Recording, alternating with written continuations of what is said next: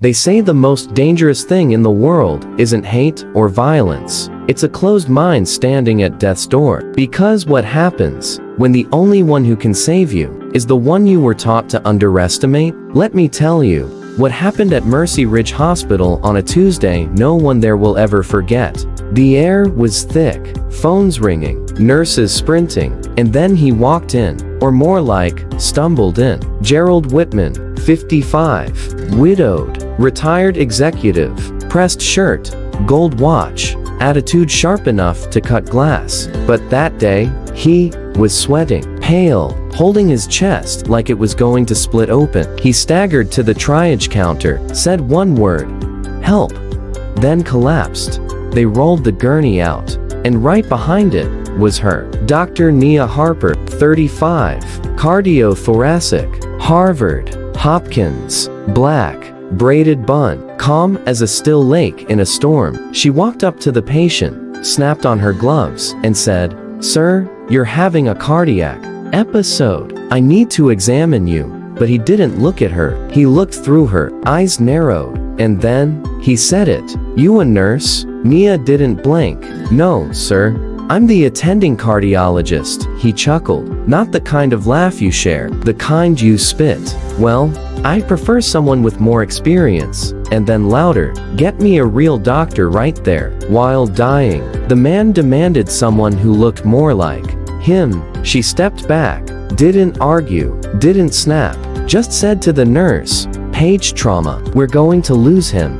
Then she watched the monitors tick and waited. 3 minutes later, his body jerked, then crumpled, code blue, flatline, and guess who cracked his chest open? Guess whose hands were inside his ribcage, working a heart that tried to quit? The very same woman he dismissed. Dr. Nia Harper led the team, restarted his heart, saved his life, and when he woke up 2 days later, the first thing he saw was her, standing by the window, chart in hand, same braid, same calm. She smiled gently. "You made it," she said. He blinked.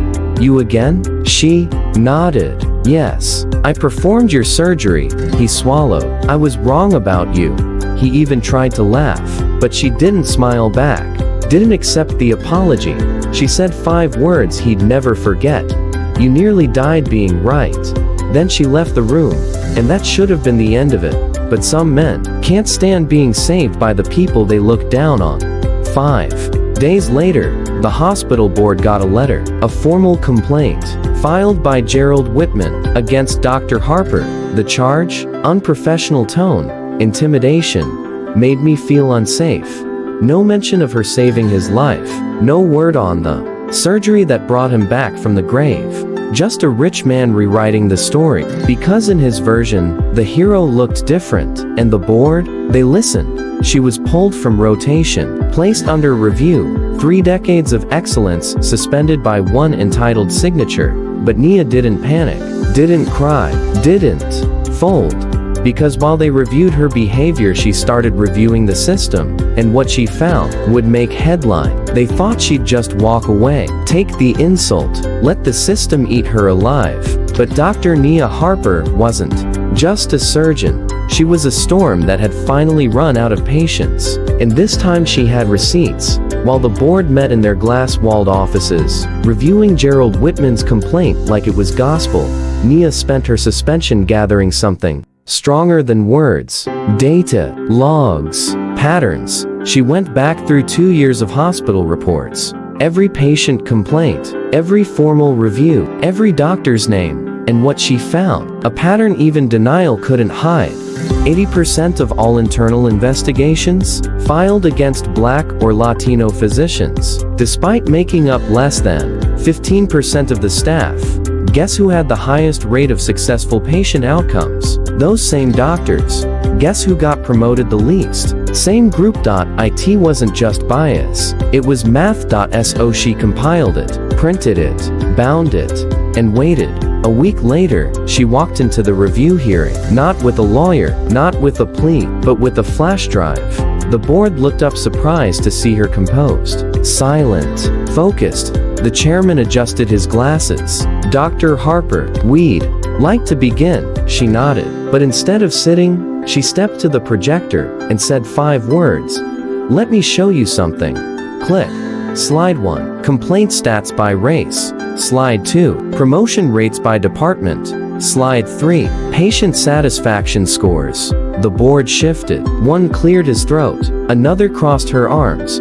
She didn't blink. "This isn't about one complaint," Nia said. "This is about a pattern, a system." And then she paused.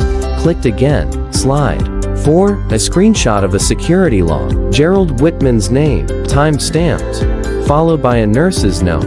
Patient refused care from attending physician. Delayed treatment. She let the silence hang. "Tell me, who exactly endangered who?" They didn't answer. They didn't have to. Because just then a new face entered the room. It was Dr. Monroe, chief of cardiology, white, mid-60s, old school, and tired of pretending not to see. He cleared his throat. "I've reviewed Dr. Harper's findings," he said, "and I'll be submitting them to the state medical board as evidence of systemic discrimination." Gasps. The chairman looked pale. One member dropped their pen. "Nia," she stood still. "Because justice doesn't need to shout. It just needs to show up. By Friday, the complaint was dropped, her privileges restored. But the story? It didn't end there. That weekend, someone leaked the slides. Social media erupted.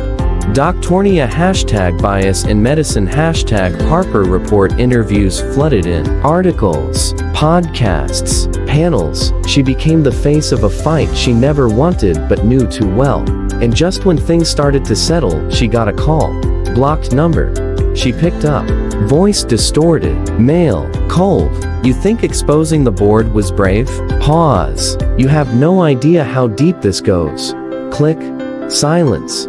Her hand didn't shake. But her heart did. Because the voice wasn't from the board. Wasn't from Gerald. It was someone else. And they weren't done. This next video gets darker, deeper, and closer to something much bigger than one man's ego. Subscribe and comment.